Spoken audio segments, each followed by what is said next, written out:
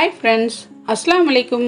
Welcome to taste with us Tamil. இன்னைக்கு நாம restaurant ஸ்டைலில் ஒரு ப்ரான் ரெசிபி தான் பார்க்க போகிறோம்.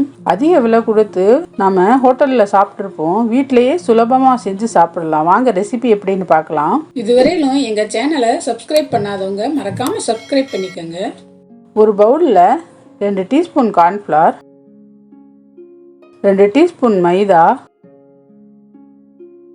1 டீஸ்பூன் மிளகுத்தூள், 1/2 டீஸ்பூன் உப்பு சேர்த்து நல்லா கலந்து விட்டு சுத்தம் பண்ணி வச்ச இறாலை சேர்த்து நல்லா கலந்து விட்டுக்கணும். 1/2 டீஸ்பூன் இஞ்சி பூண்டு விழுது சேர்த்துக்கணும். நான் கடைசியில் போட்டதுனால வீடியோவில் கவர் ஆகலை.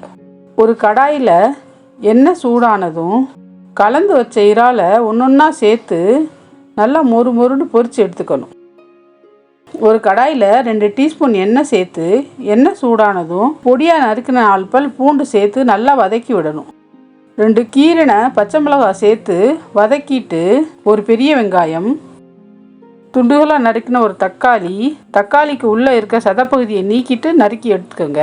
நறுக்கின குடைமிளகாய் 1, 2 டீஸ்பூன் தக்காளி சாஸ், 1 டீஸ்பூன் சோயா சாஸ் சேர்த்து நல்லா கலந்து விட்டு தேவையான அளவு உப்பு, 2 டீஸ்பூன் கரைச்ச கார்ன்ஃப்ளவர் கரைசலை ஊற்றி நல்லா 2 நிமிஷம் கலந்து விடணும். சாஸ் திக்காகி வந்ததும் பொரிச்ச இறால்களை அதில் சேர்த்து நல்லா கலந்து விடணும்.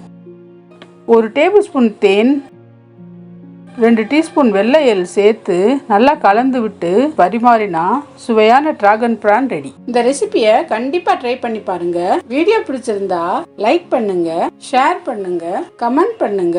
டேஸ்ட் வித் அஸ் தமிழை சப்ஸ்கிரைப் பண்ணிக்கோங்க. தேங்க்யூ.